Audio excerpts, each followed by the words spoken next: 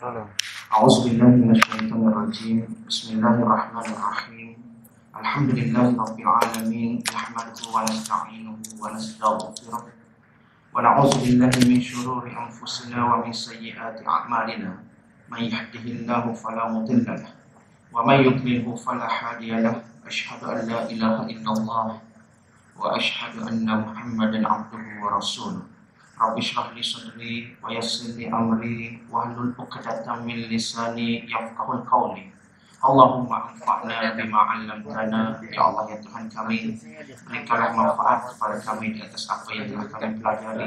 Wa 'allimna ma yanfa'una, dan ajarkanlah untuk kami ilmu-ilmu yang memberi manfaat kepada kami. Rabbana zidna ilma, Tuhan kami tambahkanlah bagi kami ilmu.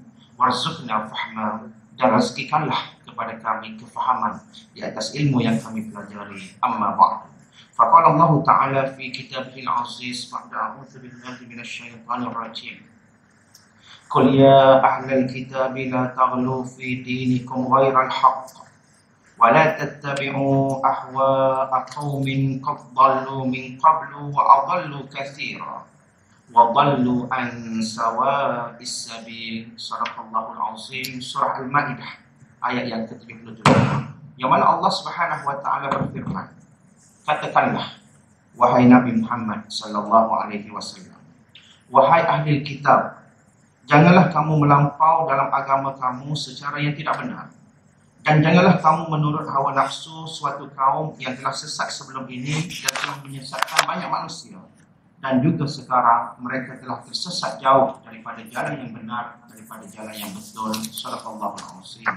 Pertama sekali terima kasih diucapkan kepada Tuan Haji Zamzuri yang menjemput mengatur jadual kuliah, pengurusi Dr. Yusuf, para pengurusi, setiausaha, bendahari, para imam, para bilal, seluruh ahli jawatan kuasa sahabat, tuan-tuan, puan-puan, hadirin-hadirat, muslimin dan muslimat yang dirahmati Allah Subhanahu wa taala sekalian. Alhamdulillah, pertama sekali kita mengucapkan setinggi-tinggi kesyukuran kehadirat Ilahi. Kerana dengan limpah kurnia dan juga inayahnya serta pertolongannya, Allah Subhanahu wa taala mempertemukan kita lagi. Dan alhamdulillah kita juga bersyukur kepada Allah Subhanahu wa taala di atas segala nikmat kurniaannya yang Allah Subhanahu wa taala masih berikan kepada kita, dan mudah-mudahan insyaallah kita gunakan nikmat itu sebaik mungkin sebelum hari kita dijemput untuk bertemu dengan Allah Subhanahu wa taala insyaallah. Jadi tuan-tuan dan puan-puan yang dirahmati Allah, insyaallah pada malam ini kita akan menyambung lagi perbicaraan dan juga perbahasan kita berkaitan dengan isu akidah dan pemikiran semasa di Malaysia, yang mana kita masih membicarakan tentang bab yang berkaitan dengan manhaj wasatiyah, yakni manhaj pertengahan yang dipegang oleh ahli sunnah wal jamaah. Dan insyaAllah pada malam ini kita akan membincangkan dan juga membicarakan tentang manhaj wasatiyah dalam pendekatan ilmu akidah. Pada pertemuan yang terdahulu kita telah mengulas mengenai beberapa perkara. Antaranya kita telah mengulas mengenai definisi wasatiyah itu dalam bab yang berkaitan dengan akidah itu sendiri.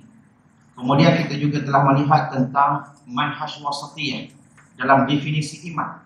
Ketika membicarakan tentang maksud iman itu sendiri, terdapat perbezaan-perbezaan di antara firaq, terdapat perbezaan-perbezaan di antara aliran pemikiran dalam Islam ketika membahaskan tentang perkataan iman, yang mana terbahagi kepada beberapa golongan. Antaranya golongan yang kita sebut sebagai golongan murji'ah.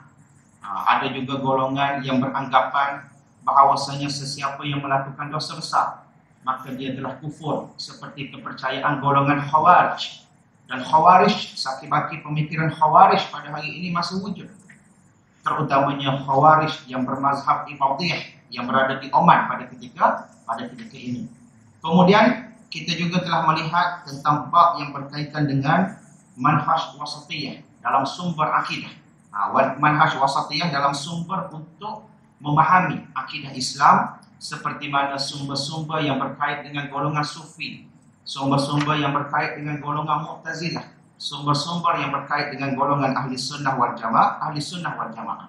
Jadi manhaj wasatiyah ini sangat penting bagi menyeimbangkan antara aliran liberalism dan juga sufisme. dalam mengambil sumber akidah.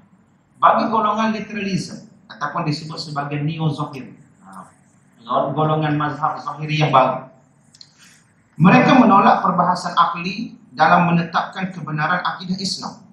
Apatah lagi perbahasan saintifik yang semakin mendapat tempat dalam kalangan sebahagian umat Islam pada zaman moden ini. Golongan ini terlalu rigid sehingga menolak secara total sebarang unsur-unsur luar yang dikatakan boleh mencari kesucian sumber asli akidah, iaitu Al-Quran dan juga sunnah Nabi Sallallahu Alaihi Wasallam. Jadi ini golongan yang kita sebut sebagai golongan literalism. Kemudian golongan yang berlawanan dengan golongan literalism ialah golongan liberalism yang berpegang kepada kebebasan yang melampau dalam menggunakan akal, walaupun kadang-kadang bercanggah ataupun di luar daripada kemampuan akal dan juga daya manusia. Dan mereka ini kita kenali sebagai kelompok neo-Mu'tazilah ataupun kelompok Mu'tazilah baru ataupun Mu'tazilah moden. Dan dalam masa yang sama wujud lagi satu kelompok yang dinamakan sebagai kelompok Sufisme. Kelompok Sufisme yang melampau, yang gemar untuk mengambil sumber-sumber akidah mereka menerusi pengalaman-pengalaman kerohanian seperti ilham dan kasyaf, yaqazah dan sebagainya. Jadi kesemua perkara ini adalah tertolak daripada menjadi sumber akidah kerana ia bukan termasuk ke dalam punca-punca ilmu ataupun disebut sebagai the sources of knowledge, disebut juga sebagai asbabul ilm, seperti mana yang kita telah bicarakan sebelum daripada ini. Jadi bagi ahli sunnah wal jamaah, mereka mengambil pendekatan menerima nas dan menerima akal, dan dalam masa yang sama akal itu tidak boleh melebihi apa yang telah ditetapkan oleh nas daripada Al-Quran dan juga sunnah Nabi Sallallahu Alaihi Wasallam. Dan antara kesemua aliran-aliran ini, manhaj wasatiyah dia berada di pertengahan antara menerima dan menolak secara total. Tiada yang diterima secara total dan tiada juga yang ditolak secara total. Manhaj wasatiyah sentiasa berpegang teguh dengan menetapkan nas Al-Quran dan juga sunnah sebagai sumber akidah yang murni, namun dalam masa yang sama tidak mengabaikan fungsi akal dan panca indera dalam menyokong dan mendukung kebenaran wahyu. Itulah manhaj wasatiyah yang dipegang oleh ulama ahli sunnah wal jamaah sepanjang zaman. Namun dalam masa yang sama, walaupun kita dibenarkan untuk menggunakan akal, fungsi akal itu sendiri tidak boleh digunakan sehingga melebihi kemampuan dan keupayaannya sehingga mengatasi kesucian wahyu. Dan dalam masa yang sama, bila kita nak menggunakan akal dalam berbicara tentang bab yang berkaitan dengan agama, ia mesti dipimpin dan dibimbing berasaskan kepada prinsip dan juga disiplin-disiplin yang telah ditetapkan oleh para ulama. Seperti contoh dalam bab yang berkaitan dengan mimpi umpamanya. Mimpi ini dia ada ru'yah as-sadiqah dan juga ada ru'yah al-kadhibah. Dia ada mimpi yang benar dan juga ada mimpi yang palsu ataupun mimpi yang bohong. Mimpi yang benar seperti mana mimpi Nabi Ibrahim alaihi salam, mimpi Rasulullah sallallahu alaihi wasallam sebelum Nabi sallallahu alaihi wasallam berhalwah ataupun yatahannas ni maksudnya bersendirian di Gua Hira. Nabi mendapat mimpi supaya mencari sesuatu, maka itu dinamakan sebagai ru'yah as-sadiqah. Kemudian ada ru'yah al-kadzibah, mimpi yang bohong ataupun mimpi yang palsu. Dan bila kita sebut tentang mimpi, bagi ahli sunnah wal jamaah tidak menjadikan mimpi sebagai sumber untuk menetapkan perkara-perkara hukum dan juga sumber untuk menetapkan perkara-perkara akidah. Hanya saja mimpi itu boleh digunakan sebagai panduan semata-mata kalau andai kata mimpi itu merupakan mimpi yang benar. Begitu juga dengan isu yang berkait dengan isu yaqazah, yakni menemui Nabi Sallallahu Alaihi Wasallam secara jaga ataupun secara sedar, berdasarkan kepada satu hadis yang disebut oleh Rasulullah Sallallahu Alaihi Wasallam, man ra'ani fil manam, sesiapa yang telah melihat aku dalam mimpi, qad ra'ani fil yaqazah, sesungguhnya dia telah melihat aku ketika mana sedar. Para ulama ketika menafsirkan hadis ini, mereka terbahagi kepada dua kumpulan. Jumhur ulama ahli sunnah wal jamaah menolak secara total berlaku pertemuan dengan Nabi Sallallahu Alaihi Wasallam secara secara yaqazah ataupun secara sedar, seperti mana yang disebut oleh Al-Imam An-Nawawi, seperti mana yang disebut oleh Al-Hafiz Ibnu Hajar Al-Asqalani rahimahullah. Namun ada beberapa orang ulama seperti Imam As-Subki, Taqiyuddin As-Subki. Dia yang menulis Tabaqat Asy-Syafi'iyah, dan dia ni merupakan salah seorang tokoh ulama dalam mazhab Al-Imam Asy-Syafi'i rahimahullah. Begitu juga dengan Imam Al-Qastalani, Imam Al-Qastalani, begitu juga dengan Imam As-Suyuti rahimahullah. Mereka menerima berlakunya yaqazah, tetapi penerimaan mereka itu ditetapkan dengan syarat, yakni syarat mesti berlaku melalui karamah para wali. Dan karamah, menurut apa yang telah disebutkan oleh para ulama, karamah itu perlu difahami sebagai sesuatu yang diperolehi, bukan berlaku dalam bentuk dipelajari ataupun diminta. Tetapi bila kita sebut karamah, dia merupakan perkara yang mencari adat yang berlaku ke atas orang yang soleh, ataupun penghormatan oleh Allah Subhanahu Wa Taala kepada orang soleh melalui cara kurniah, bukan dengan cara mencari ataupun beramal dengan amalan-amalan yang tertentu untuk mendapatkan karamah, untuk mendapatkan kasyaf dan sebagainya. Maka di sinilah kita kata, bila sebut tentang yaqazah, bila sebut tentang ilham, bila sebut tentang mimpi, maka dia tidak boleh dijadikan sebagai sumber utama untuk diletakkan sebagai prinsip dalam menetapkan perkara hukum dan juga perkara akidah. Namun golongan sufisme melampau, golongan tarikat-tarikat yang menyeleweng, golongan batiniyah, banyak berpegang kepada mimpi-mimpi, banyak berpegang kepada takwilan-takwilan yang dikemukakan oleh tok-tok guru mereka, sehingga akhirnya apa yang terjadi, mereka berpegang dengan perkara tersebut sehingga mengakibatkan mereka terkeluar daripada mengikuti aliran yang ditetapkan oleh Al-Quran dan juga sunnah Nabi sallallahu alaihi wasallam. Dan apabila mereka beramal sampai satu tahap, bila kata mereka sampai ke satu makam, maka mereka tak perlu dah nak melakukan perkara-perkara syariat seperti mana yang dilakukan oleh orang lain. Dan itulah bahayanya apabila kita mengambil sumber akidah bukan daripada nas Al-Quran dan juga sunnah Nabi sallallahu alaihi wasallam, dan bukan juga daripada prinsip-prinsip dan juga disiplin-disiplin yang telah ditetapkan oleh para ulama. Kalau golongan sufisme ataupun golongan yang kita sebut sebagai tariqah ini, mereka banyak membicarakan tentang bab yang berkaitan dengan wahdatul wujud, tentang bab yang berkaitan dengan martabat tujuh. InsyaAllah kita akan perdalamkan lagi perbahasannya dalam perbahasan yang akan datang bila kita membahaskan tentang kesesatan aliran batiniyah. Mereka banyak membicarakan tentang perkara-perkara ini apabila mereka cuba untuk bercerita tentang Allah Subhanahu Wa Taala dan bercerita tentang Tuhan, sehingga wujudnya kefahaman bahawa Muhammad itu berada dalam diri Allah Subhanahu Wa Taala, sehingga timbul kefahaman bahawa Allah itu berada dalam diri Muhammad, dan timbul pula kefahaman bahawa Allah dan Muhammad itu satu dan sebagainya dalam penafsiran surah Al-Ikhlas dan sebagainya. Disebabkan oleh fahaman wahdatul wujud yang berasal daripada golongan falsafah, yang berasal daripada perbincangan golongan ahli falsafah pra-Helenism dan juga pasca-Helenism, yakni pasca Yunani, kelompok Yunani, sehingga akhirnya mereka bawa masuk perbahasan-perbahasan tersebut ke dalam dunia Islam. Dicampur pula dengan kepercayaan asal orang-orang Parsi suatu ketika dahulu yang percaya kepada perkara-perkara mistik. Mereka masukkan sehingga mereka campur adukkan dengan Islam, lalu melahirkan konsep yang kita panggil sebagai konsep tasawuf filosofi. Konsep tasawuf bab menyucikan jiwa, tetapi lebih bertumpu kepada perbahasan falsafah berbanding dengan mengambil daripada Al-Quran dan juga sunnah Nabi sallallahu alaihi wasallam. Kemudian insyaAllah pada hari ini kita akan sambung lagi tentang perbahasan yang berkaitan dengan manhaj wasatiyah dalam pendekatan ilmu akidah.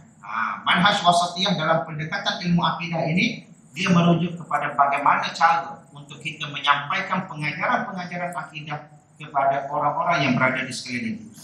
Jadi ilmu akidah merupakan subjek yang terpenting yang perlu diketengahkan kepada masyarakat. Meskipun begitu, pendekatan dalam menyampaikan ilmu akidah perlu mengambil kira latar belakang masyarakat yang mempunyai tahap pemikiran dan juga pengetahuan agama yang berbeza. Lazimnya pengajaran ilmu akidah itu dilatari dilatari oleh pelbagai madrasah dan juga mazhab yang tertentu. Dia ada madrasah yang kita sebut sebagai madrasah ahlul hadis, dan juga ada madrasah yang disebut sebagai madrasah ahlul ra'yi. Dalam perbahasan fiqh ada, dalam perbahasan akidah pun ada.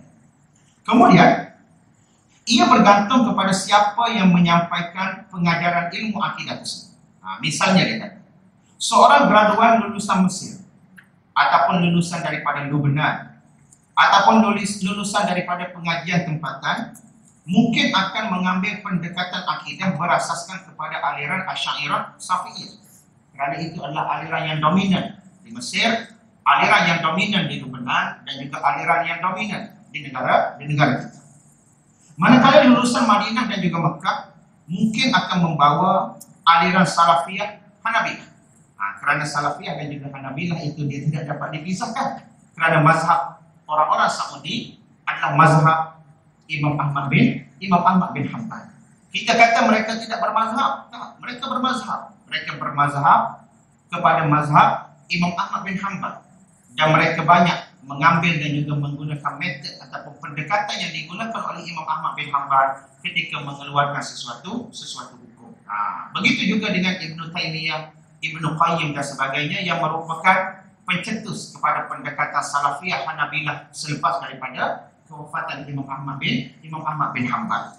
Terdapat juga sesetengah ilmuwan agama yang mengambil pendekatan perbandingan.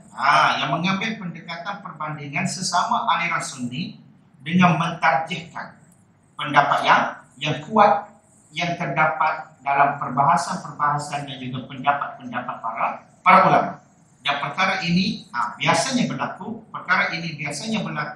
apabila muncul sesuatu isu yang baharu yang tidak dapat diselesaikan menerusi satu-satu pandangan mazhab, lalu mereka mencari pandangan yang terkuat untuk dirojihkan dan dijadikan sebagai pandangan rasmi pada suatu keadaan. Saya ambil satu contoh dalam bab yang berkaitan dengan kehakiman wanita. Dalam mazhab Imam Syafi'i rahimahullah menolak secara total wanita menjadi hakim. Tetapi apabila kita pergi ke negeri Selangor dan kita rujuk kepada undang-undang yang ada di negeri Selangor, terdapat peruntukan yang membenarkan wanita untuk menjadi hakim, berpandukan kepada mazhab Abu Hanifah yang menyatakan bahawa wanita itu boleh menjadi hakim. Namun mereka tidak boleh membicarakan kes-kes yang berkait dengan hudud dan juga qisas.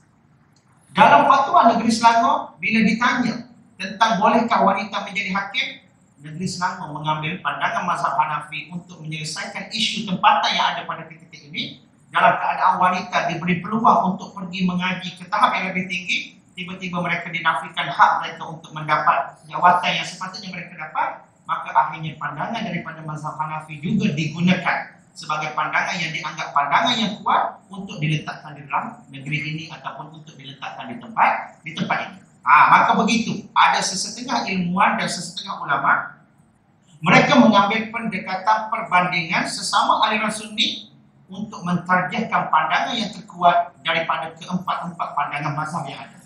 Dan metode ini kalau kita lihat dan kita rujuk, biasanya digunakan oleh Dr. Yusuf Al-Qaradawi dalam buku-buku yang berkait dengan perbahasan hukum yang dikarang oleh beliau. Terutamanya apabila beliau membicarakan tentang bab yang berkaitan dengan pendekatan politik moden dan juga kepimpinan. Beliau banyak membahaskan tentang pendapat yang rajih dan juga pendapat yang kuat untuk diselaraskan dengan situasi dan juga keadaan semasa.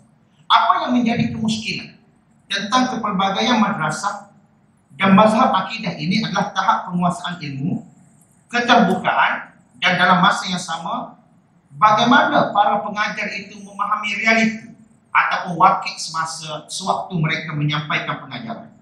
Tahap penguasaan ilmu itu sangat penting kerana penguasaan ilmu yang luas mampu mengurangkan perselisihan, salah faham dan juga prasangka buruk. Begitu juga tahap keterbukaan pula penting kerana tanpa keterbukaan akan membawa kepada ketaksuban membuta tuli dan kurang adab. Di samping mereka akan menganggap aliran-aliran lain sebagai aliran yang sesat dan juga menyeleweng. Dan dalam pada itu, keperluan memahami wakil ataupun realiti tidak boleh diabaikan, kerana setiap pengajaran yang hendak disampaikan mestilah sesuai dengan wakil ataupun latar belakang masyarakat sekeliling yang berada pada saat pengajaran itu dilakukan. Jadi perkara yang pertama, bila kita nak membahaskan tentang pendekatan ilmu akidah ni, perkara yang paling penting ialah tahap penguasaan ilmu. Orang yang membicarakan tentang bab yang berkait dengan akidah tersebut.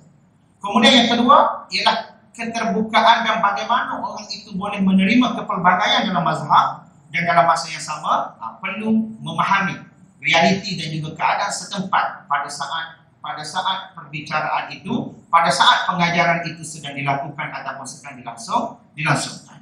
Kalau kita lihat ulama-ulama yang terdahulu, mereka sangat meraihkan wakil. Imam Syafi'i apabila dia pergi ke tempat yang orang tidak berkunut, maka dia tidak melakukan perbuatan kunut kerana meraihkan orang yang berada di situ. Apabila seorang ulama yang berpegang bahawa kunut subuh itu bukan sunnah, bukan sunnah abad, ketika mana dia pergi ke tempat orang yang berkunut, maka dia pun turut berkunut pada ketika itu untuk meraihkan keperluan masyarakat setempat pada ketika itu. Dan bila berlaku khilaf dalam perkara yang dianggap sebagai muktabar, maka mereka saling berlapang dada antara satu sama lain. Bila berlaku khilaf dalam perkara yang tidak muktabar, seperti contoh, ada satu perkara itu pendapat dia berdasarkan kepada nas Al-Quran, hadis, ijma' para ulama dan juga sahabat, dan ada satu lagi pandangan yang tidak berteraskan kepada itu, maka pada ketika itu barulah mereka menentang pandangan yang tidak didasarkan oleh nas daripada Al-Quran, As-Sunnah, para sahabat dan sebagainya. Dan inilah para ulama kita ketika mana mereka meraihkan kepelbagaian yang wujud ketika mana berbicara tentang pendapat-pendapat dalam mazhab. Oleh yang demikian, manhaj wasatiyah diperlukan bagi membentuk pendekatan yang ideal, sesuai dan harmoni dalam mengetengahkan ilmu akidah. Ia penting supaya ilmu akidah benar-benar menjadi sumber kekuatan dan perpaduan umat Islam, seperti di zaman Rasulullah SAW dan para sahabat radhiyallahu taala anhum ajma'in. Bukannya dan dalam masa yang sama, pengajaran ilmu akidah ini bukan menjadi punca kelemahan dan perpecahan dalam kalangan umat Islam. Dan kita sedia maklum bahawa di mana-mana negara di dunia pada hari ini pun pendekatan pengajaran ilmu akidah ini dia terbahagi kepada dua madrasah utama. Yakni yang pertama madrasah Ahlul Kalam dan juga madrasah Ahlul Hadis, yang dikenali sebagai kelompok Salafiyah Hanabilah, Asy'ariyah dan juga Maturidiyah. Perbezaan mereka hanya pada satu perkara, ya tuan-tuan dan puan-puan yang dirahmati Allah, iaitu pada bab yang berkaitan dengan ayat-ayat mutasyabihah, sama ada perlu ditakwilkan ataupun diisbatkan mengikut apa yang disebut oleh Allah Subhanahu wa taala dalam Al-Quran dan juga sunnah Nabi sallallahu alaihi wasallam. Sedangkan perkara-perkara yang lain mengakui keesaan Allah, mengatakan Allah itu tidak menyerupai makhluk dan sebagainya, kesemua mereka sama. Mereka hanya berbeza pada perkara yang bersifat furuk ataupun perkara yang bersifat cabang dalam pendekatan ilmu akidah. Madrasah Salafiyah ataupun Hanabilah, mereka lebih mengambil pendekatan menisbatkan perkataan yang Allah Subhanahu wa taala sebut. Kalau Allah sebut ya adalah, kalau Allah sebut wajiblah. Tetapi mereka tidak memberi makna secara hakiki. Mereka menisbatkan perkataan, tidak memberi makna secara hakiki dan tidak mentakyifkan, tidak membagaimanakan maksud perkataan tersebut. Itulah madrasah Hanabilah ataupun madrasah Salafiyah. Manakala bagi madrasah Asy'ariyah Maturidiyah, mereka mengambil dua pendekatan. Pendekatan yang pertama yang disebut sebagai takwil ijmali, yakni mereka melakukan perbuatan tafwid, menyerahkan makna kepada Allah tanpa meletakkan makna secara zahir dan juga meletakkan makna secara hakiki. Bila Allah sebut yada, Allah sahaja yang tahu, ada orang tahu. Dia macam tu. Manakala pendekatan yang kedua, mereka menggunakan pendekatan takwil yang bersifat tafsili, yakni mereka mengambil perkataan yadah itu untuk digunakan pada makna yang lain yang boleh digunakan pada perkataan yadah itu. Seperti perkataan yadah menjadi kudrah, yakni kekuasaan. Perkataan Ar-Rahmanu ala arsyistawa, Allah itu di atas aras beristiwa, mereka ambil makna istaula untuk menyebut bahawa Allah itu menguasai aras. Jadi perbezaan mereka hanya pada tempat itu je, tuan-tuan dan puan-puan yang dirahmati Allah. Sedangkan dalam perkara-perkara yang lain, kesemua mereka bersepakat bahawa Allah itu satu, Nabi Muhammad itu pesuruh Allah, dan dalam masa yang sama mereka bersepakat bahawa Allah Subhanahu wa taala itu tidak menyerupai sesuatu pun dalam kalangan makhluk Allah Subhanahu wa taala. Cuma berbeza ketika mana nak menetapkan ayat-ayat mutasyabihah. Kerana apa? Kerana pada zaman Rasulullah sallallahu alaihi wasallam pernah terjadi dalam satu hadis yang kita sebut sebagai hadis jariyah.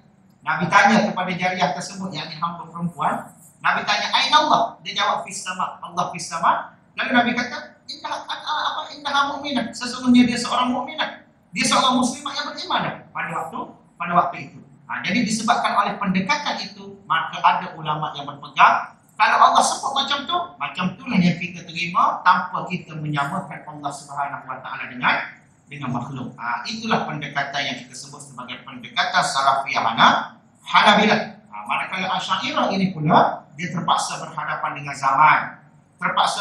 dengan zaman kemasukan daripada pengaruh-pengaruh asing, terutamanya pengaruh-pengaruh falsafah yang kita sebut sebagai pengaruh falsafah Neoplatonism, dan juga Aristotle pada ketika itu. Termasuk terpaksa berhadapan dengan golongan Ahlul Kalam daripada Mu'tazilah, terpaksa pula berhadapan dengan golongan Mujassimah, terpaksa pula berhadapan dengan golongan kita sebut sebagai golongan Musyabbihah. Maka pada ketika itu mereka mesti membahaskan sesuatu itu secara mendalam dan juga secara terperinci, sehingga akhirnya mereka mengambil pendekatan ilmu kalam untuk membahaskan tentang Allah bagi membersihkan Allah daripada tuduhan-tuduhan yang dikemukakan oleh pihak-pihak yang kita sebutkan tadi. Jadi dalam konteks ini disyorkan beberapa pendekatan yang berpaksikan kepada prinsip-prinsip wasatiyah, yaitu la ifrat, tidak terlalu ketat, wala tafriq, dan juga tidak terlalu longgar, serta mengutamakan apa yang lebih utama ataupun disebut sebagai aulawiyah, priority. What is our priority? Adakah kita bergaduh pasal perkara yang tidak disepakati itu, ataupun ada keutamaan yang lain yang perlu kita ambil ketika berbahas tentang sesuatu perkara. Jadi tuan kita ni dia kata, kalau boleh bila kita nak bahaskan sesuatu, kita pegang kepada prinsip wasatiyah, yakni tidak terlalu ketat, tidak terlalu longgar, dan dalam masa yang sama kita mesti kenal pasti. We must recognize what is our priority. Kita mesti mengenal pasti apa kita punya keutamaan pada saat kita nak membicarakan tentang perkara tersebut. Antaranya adalah seperti berikut. Yang pertama dia kata, mengutama dan meraihkan pengajaran akidah yang bersifat mesra tempatan, supaya ia sesuai dengan latar belakang akidah yang sedang menjadi pegangan umat Islam semasa. Sebagaimana sedia maklum, aliran yang menjadi pegangan umat Islam di Malaysia adalah berdasarkan kepada aliran Ahli Sunnah wal Jamaah. Kemudian yang kedua, pengajaran akidah hendaklah memberi fokus kepada perkara yang disebut sebagai usul i'tiqad. Apakah itu usul i'tiqad? Dia merujuk kepada perkara-perkara yang berkait dengan prinsip keimanan, sama ada keimanan kepada Allah, malaikat, kitab, rasul, hari akhirat, qada dan juga qadar. Al-Quran itu benar dan diturunkan daripada Allah. Rasulullah diutuskan kepada seluruh manusia dan lain-lain. Dan ini adalah hukum hakam akidah yang menyeluruh, yang disepakati oleh ulama secara ijma', dan ia merupakan perkara yang dimaklumi dalam agama bid-darurah. Yakni kita belajar ataupun kita tak belajar, kita tahu perkara itu merupakan perkara yang paling asas dan juga paling basic dalam agama. Jadi pengajaran akidah hendaklah memberi fokus kepada perkara yang bersifat usul i'tiqad dan disepakati oleh para ulama, dan cuba untuk mengelakkan perbincangan furu' al-i'tiqad yang diperselisihi oleh para ulama. Dan bila kita sebut tentang furu' al-i'tiqad ini, ia merujuk kepada persoalan cabang yang timbul akibat nas yang tidak muktamad, sama ada dari sudut sabit dia ataupun dari sudut dilalah dia. Sabit nas itu ataupun dari sudut petunjuk daripada nas itu. Maknanya dia tidak muktamad. Bila tidak muktamad pada ketika itu, dia terdedah kepada perbezaan. Dan bila dia terdedah kepada perbezaan, dia akan melihat kepada realiti dan juga latar sesuatu tempat. Okey.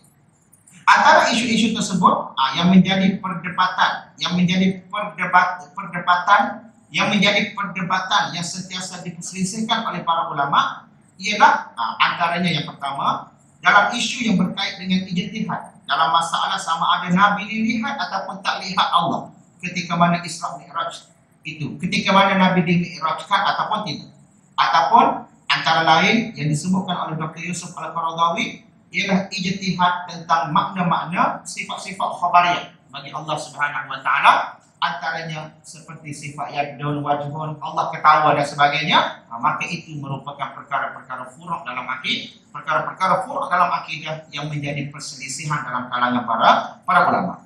Kemudian yang ketiga, pendekatan yang boleh digunakan juga ialah bertegas dalam perkara-perkara yang menyalahi usul akidah dan bermaaf-maafan serta tidak mengkafirkan, membid'ahkan ataupun memfasikkan pada perkara-perkara yang menjadi khilaf sesama ahli sunnah wal jamaah, Saya ambil contoh.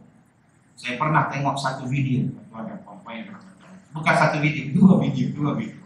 Seorang ustaz tu dan juga seorang ustaz yang lain, yaitu isu yang berkait dengan menaminkan doa ketika mana khatib sedang berkhutbah, ketika mana khatib sedang berdoa pada khutbah yang kedua. Satu pandangan kata, siapa-siapa yang mengaminkan doa itu sehingga berbunyi dan mengganggu orang lain, maka dia termasuk dalam perkara-perkara lawawat, perkara-perkara yang boleh menyia-nyiakan Jumaat tersebut. Dan satu pandangan yang lain dia kata, apa masalah amin? Amin je lah berdasarkan kepada dalil umum. Bila mana seseorang itu berdoa, maka kita menaminkan doa tersebut dan akan diaminkan oleh para malaikat. Kemudian berbeza pula pandangan tentang boleh ke tak mengangkat tangan ketika mana khatib berdoa dalam khutbah yang kedua. Okey, itu perbezaan yang berlaku. Jadi bila saya tengok perkara tersebut, kita dah ada kesimpulan kita dah, sebab kita dah tahu dah tentang isu ni.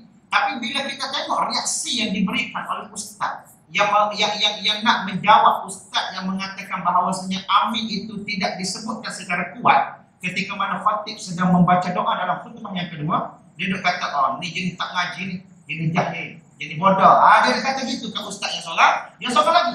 Sedangkan hakikatnya tuan-tuan dan puan-puan yang dirahmati Allah, perbahasan yang berkait dengan amin, membaca amin ketika khatib sedang berkhutbah pada khutbah, ketika khatib sedang berdoa dalam khutbah yang kedua, ia merupakan isu yang diperselisihkan oleh para ulama. Ada ulama yang kata disunnahkan untuk amin, disunnahkan untuk membaca amin berdasarkan kepada keumuman hadis yang menyebut tentang bila seseorang itu berdoa maka aminkanlah. Dan ada pula yang mengatakan bahawasanya tidak diaminkan doa itu secara kuat, hanya diaminkan dalam hati sahaja supaya tidak melakukan perkara-perkara yang bersifat lawawat ataupun perkara-perkara yang boleh mengganggu orang yang berada di sekeliling. Bila kita lihat ulama yang menyebut tentang perbahasan boleh tak amin ketika mana khatib sedang berdoa dalam khutbah kedua, kesemua mereka bersepakat pada satu perkara, yakni bila nak mengaminkan itu kalau boleh diaminkan secara perlahan dan tidak mengganggu orang yang berada di sekeliling.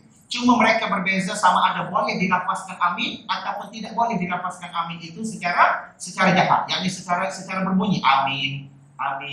Mereka berbeza. Ada yang kata sebut dalam hati lah, amin dalam hati, amin itu dalam hati je. Manakala ada yang kata boleh sebut amin, tetapi jangan sampai mengganggu orang yang berada di sekeliling kerana takut menjadi perkara yang menyia-nyiakan ibadah solat kita pada ketika itu.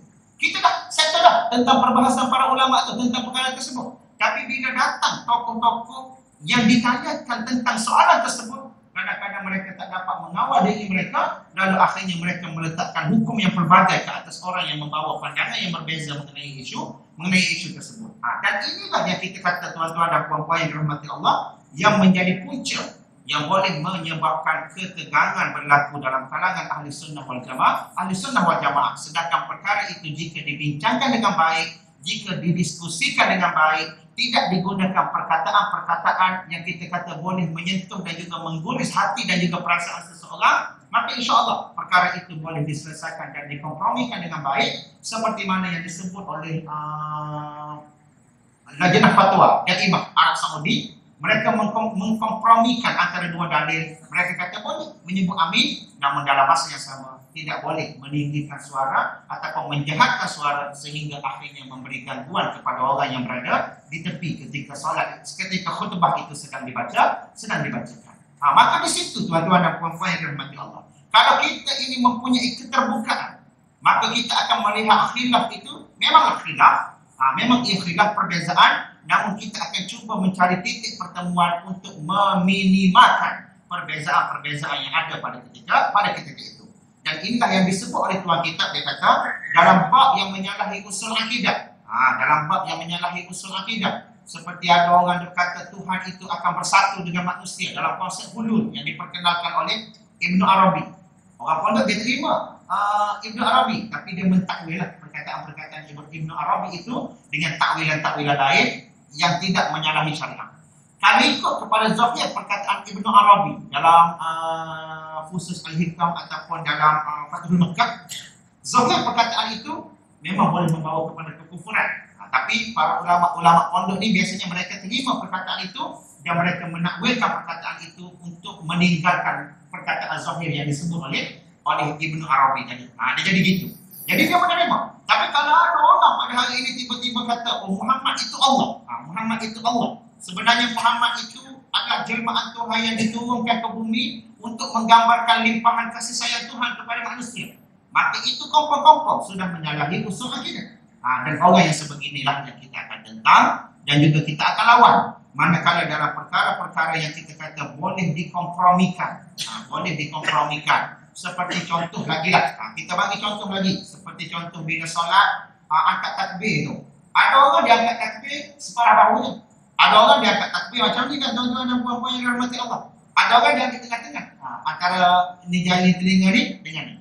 Itu benda yang boleh dikompromikan. Kenapa boleh dikompromikan? Kerana terdapat dalil yang pelbagai mengenai perkara tersebut, dan dalam bab tersebut kita tidak merendah-rendahkan dan juga tidak menghina orang yang berpegang kepada pandangan yang selain daripada apa yang kita pegang. Kita mazhab Syafi'i, tuan-tuan dan puan-puan yang dirahmati Allah, kita buat macam ni lah, kita buat macam ni. Ada orang kalau dia nak sedekat atas ni ke, kalau dia nak lepas tangan dia macam tu ke, itu terpulang kepada dia berdasarkan kepada apa yang dia faham daripada pengajian-pengajian yang dia ikuti. Dan dalam masa yang sama, jangan bermudah-mudahan untuk menuduh orang sebagai salah ketika mana membicarakan perkara-perkara yang bersifat furuk, yang bersifat cabang. Adapun dalam bab yang berkait dengan usul, maka itu kita perlu bertegas dan kita perlu memastikan perkara yang bersifat usul itu dipertahankan dengan sebaik-baik. Dr. Yusuf Al-Qaradawi adalah antara ulama yang tegas mengatakan ketidakharusan takfir, tabdik dan juga tafsik dalam soal khilaf antara manhaj salaf dan juga manhaj khalaf. Beliau mengatakan, apa yang dia kata? Dia kata, aku ingin tegaskan di sini bahawa khilaf antara dua manhaj ataupun dua mazhab, yakni mazhab salaf dan juga mazhab khalaf, tidak mewajibkan takfir antara satu dengan yang lain, dengan makna menghukumkannya sebagai kafir dengan kekufuran yang besar terkeluar daripada Islam. Maka ini sesuatu yang tidak boleh diterima oleh jiwa seorang Muslim dan tidak boleh diterima oleh akal seorang alim, kata Dr. Yusuf Al-Qaradawi. Bagaimana umat Islam datang dengan mengkafirkan antara satu dengan lain, mengeluarkan antara sama sendiri daripada agama Islam, sedangkan mereka semua beriman kepada Tuhan yang Esa, Rasul yang satu, kitab yang satu, manhaj yang satu, dan salat menghadap ke arah kiblat yang satu. Kemudian dia sambung lagi, dia kata, aku melihat khilaf dalam isu-isu sebegini tidak menyebabkan taksim, tidak menyebabkan dosa, tidak menyebabkan tafsik, tidak menjadikan seseorang itu fasik, dan tidak menyebabkan tabdik, yakni tidak menjadikan seseorang itu melakukan perkara bid'ah. Sedangkan paling jauh pun, kata dia, ianya adalah khilaf antara yang benar mendapat 2 pahala dan yang salah mendapat 1 pahala, ataupun antara yang benar dan yang lebih benar daripadanya. Sebab tu para ulama bila mereka berbahas tentang isu yang berkait dengan kunut subuh, dia tidak melihat perbahasan kunut subuh itu sebagai perkara bid'ah ataupun tidak, tuan-tuan dan puan-puan yang dirahmati Allah. Tapi mereka melihat sebagai perkara yang afdal ataupun yang lebih afdal. Yang mana yang lebih afdal?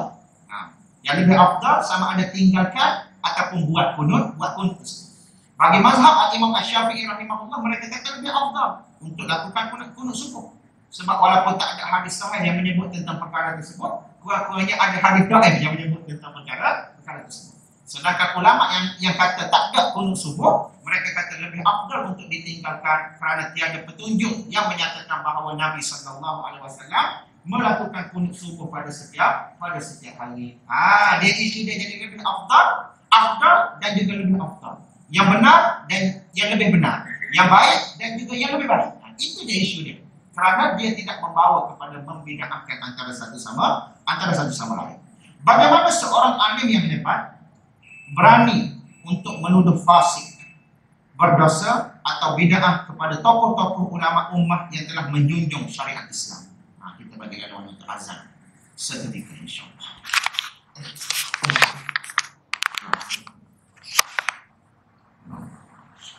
Okey, kita sambung sikit lagi.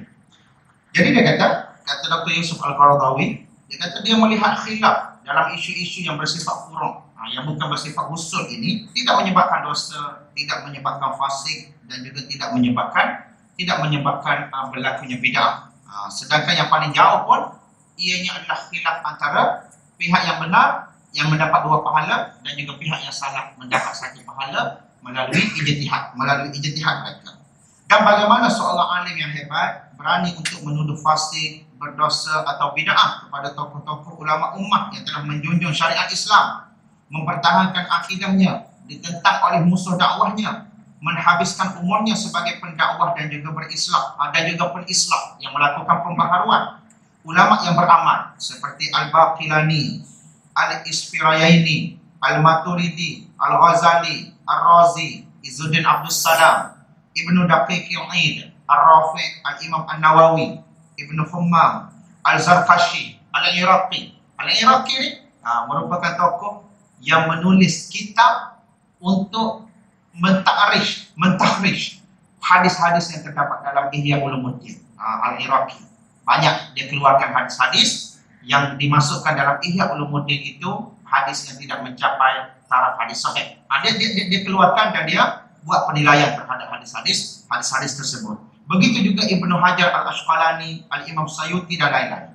Dan kata Dr. Yusuf Al-Qaradawi lagi disambung, dan ini adalah pendekatan Syekhul Islam Ibn Taymiyah dan juga Al-Hafiz Ibn Qayyim Al-Jauziyah, yaitu anak murid kepada Imam Ibn Taymiyah. Mereka tidak menuduh berdosa kepada yang tersilap dalam takwilannya pada permasalahan usuliyah maupun ilmiah. Yang dimaksudkan dengannya adalah permasalahan yang berkaitan dengan akidah dan juga usuluddin. Maknanya kesemua imam-imam ini sekalipun mereka saling mengkritik antara satu sama lain atas nama kritikan ilmiah lah, dan akademik lah, atas nama kritikan ilmiah.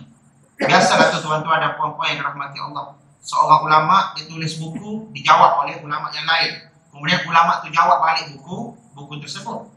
Seperti contoh Imam Al-Ghazali rahimahullah, dia tulis kitab Tahaffuz Al-Falasifah, kerancuan ataupun kecelaruan pemikiran golongan ahli falsafah Islam.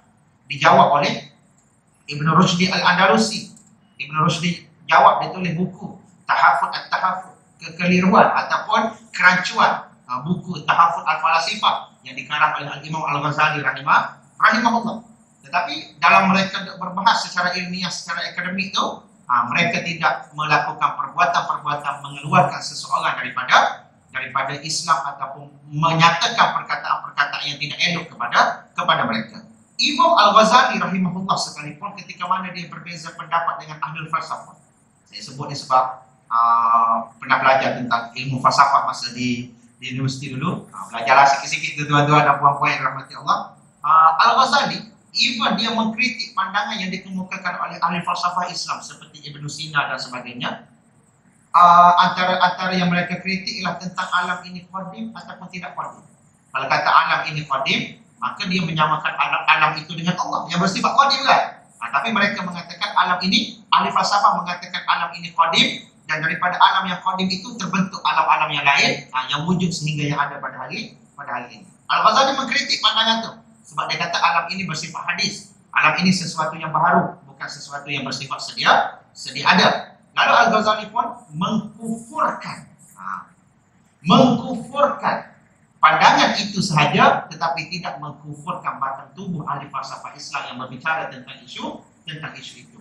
Di situ kedudukan dan juga keadaan bagaimana ulama-ulama yang terdahulu berbahas. Begitu juga Ibnu Taimiyah, Ibnu Qayyim. Orang kata Ibnu Taimiyah, Ibnu Qayyim ni keras, suka mengkafirkan orang. Kalau kita baca keseluruhan buku mereka, tuan-tuan dan puan-puan yang dirahmati Allah, dia kata tak ada seorang pun yang kami kafirkan daripada kalangan orang-orang yang beriman kepada Allah. Cuma berbeza pendapat ketika berbahas tentang sesuatu perkara yang mereka anggap sebagai mereka lebih betul berbanding dengan orang, berbanding dengan pandangan orang lain. Tapi untuk mengkafirkan, tidak sama sekali mengkafirkan sesama orang-orang yang beriman kepada Allah Subhanahu wa Ta'ala.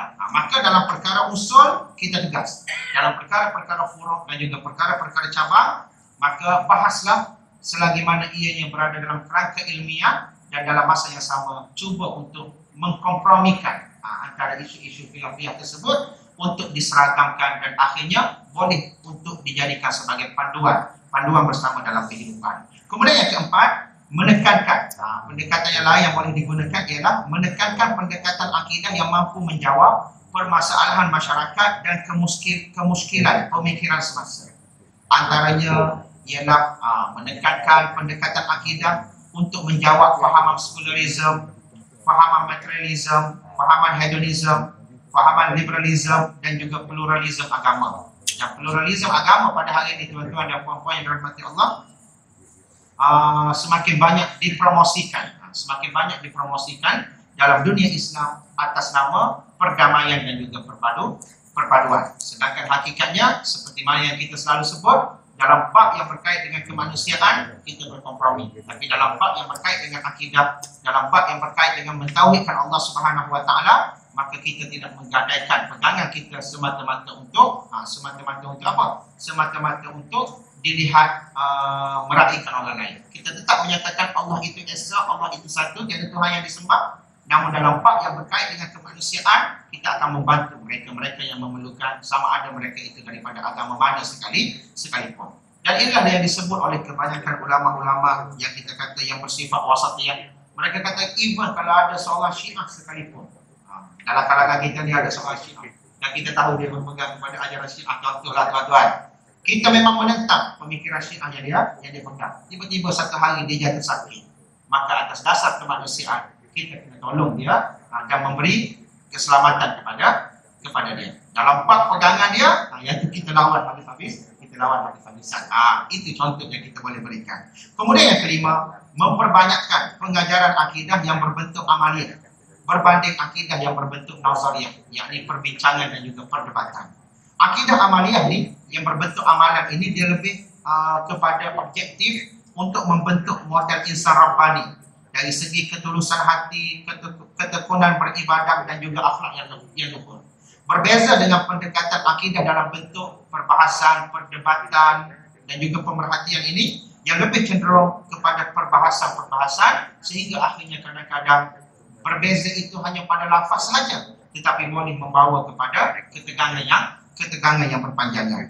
Dalam hal ini, pendekatan para ulama salaf dalam menyampaikan akidah yang kita sebutkan tadi, bila Allah sebut yadu lah, tanpa menyamakan dengan makhluk, adalah lebih mudah dan juga lebih cepat untuk difahami, terutamanya kepada golongan awam. Manakala dalam bab perbahasan yang mendalam untuk menjawab pemikiran semasa, maka pendekatan ahlul kalam ataupun pendekatan Asy'ariyah itu lebih sesuai, terutamanya untuk melawan mereka yang mencipta falsafah baru dari segi pemikiran sekularisme, liberalisme, pluralisme dan sebagainya. Maka di situ kata tuan kitab ini dan juga kata sebahagian para ulama, mereka kata bila kita nak mengajar kepada seseorang, ajarlah mereka sesuai dengan kemampuan mereka dan penerimaan mereka, dan dalam masa yang sama kalau boleh tekankan bab yang berkait dengan bagaimana untuk tazkiyah, bagaimana untuk membersihkan hati melalui pendekatan pengajaran akidah supaya akhirnya orang boleh mendekatkan diri kepada Allah Subhanahu wa Ta'ala dengan sedekat-dekatnya. Wallahu ta'ala a'lam. Itu dari segi manhaj wasatiyah dalam pendekatan akidah. Maknanya perbahasan tetap ada. Memang itu tak boleh lagi. Cuma apa yang kita boleh buat, kita tengok kepada prioriti ataupun keutamaan yang kita perlu buat pada saat perkara itu perlu diwujudkan. Contoh untuk anak-anak muda yang baru nak mengenal Islam, ataupun golongan-golongan mu'allaf yang baru mula Islam, takkan kita nak ajar tentang perbahasan kan? Maka kita ajar yang mana yang lebih sesuai dan juga lebih utama untuk mereka. Bila dah sampai satu tahap mereka dah memahami Islam dengan baik, maka barulah kita boleh dedahkan kepada perbincangan-perbincangan yang selanjutnya. Wallahu ta'ala a'lam. Ada soalan tuan-tuan dan puan-puan yang berhormat?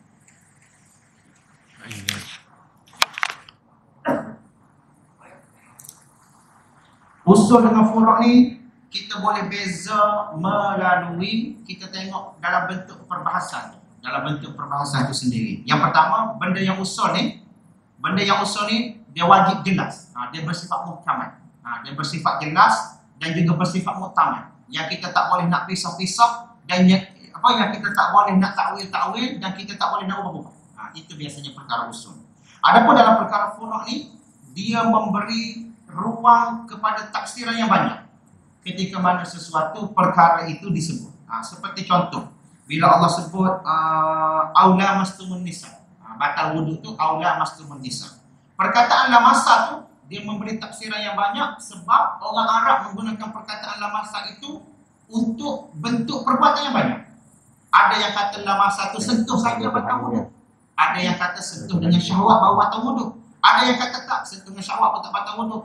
Berjimat baru batal wuduk. Sebab dia guna perkataan lamasa itu, tafsiran perkataan lamasa itu dia membuka kepada tafsiran yang berbagai. Sama juga dengan perkataan yadullah, wajhullah dan sebagainya, dia mempunyai tafsiran yang pelbagai disebabkan oleh orang Arab kadang-kadang guna perkataan yadul itu merujuk kepada kekuasaan yang dimiliki oleh seseorang. Macam kita lah, macam kita orang Melayu bila kita sebut kuasa dekat tangan dia, sedaplah dia. Adakah tangan dia tu yang betul-betul berkuasa? Adakah tangan dia tu yang betul-betul berkuasa? Tak, sebab pangkat yang dia miliki pada ketika itu menjadikan dia berkuasa untuk buat apa sahaja yang dia suka. Maka perbezaan pada menafsirkan perkataan itulah yang menjadikan perkara itu sebagai perkara furu'. Adapun perkara usul, dia dah tetap macam tu. Maknanya dia tidak ditafsirkan dengan tafsiran-tafsiran yang lain selain daripada itu.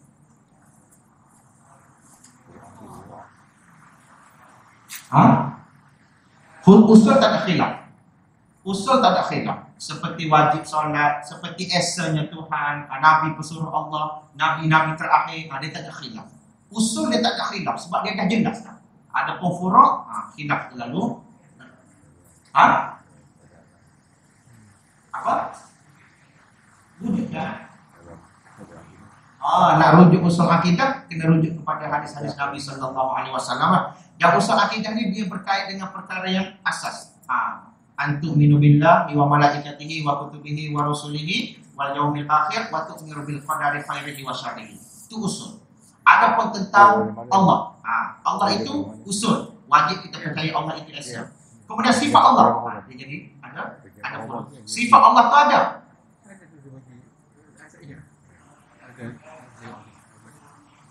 Ada. Nanti boleh? InsyaAllah nanti saya mesej Haji Zab untuk nama-nama kitab yang bahas tentang usul dan juga furu' dalam akidah. Dan kebanyakan yang bahas tentang usul dan juga furu' dalam akidah ni siapa tuan-tuan? Adalah ulama yang cuba untuk mengkompromikan antara dua aliran yang kita sebutkan. Mereka bahaslah tentang usul dan juga furu' supaya boleh dikompromikan antara dua aliran yang sentiasa bertelaga sepanjang masa. Wallahu ta'ala. Ada soalan lagi tuan-tuan? Halo. Ini diskusi akidah Ustaz Aizam Mas'ud. Ya, mau di toko buku. InsyaAllah mawujud kitab ni ada Jakim pun ada jual sebab ada nama dia diterbitkan oleh Jakim. Wassallallahu ala Muhammad wa ala alihi wa sahbihi wa baraka wa sallam. Assalamualaikum warahmatullahi taala wabarakatuh.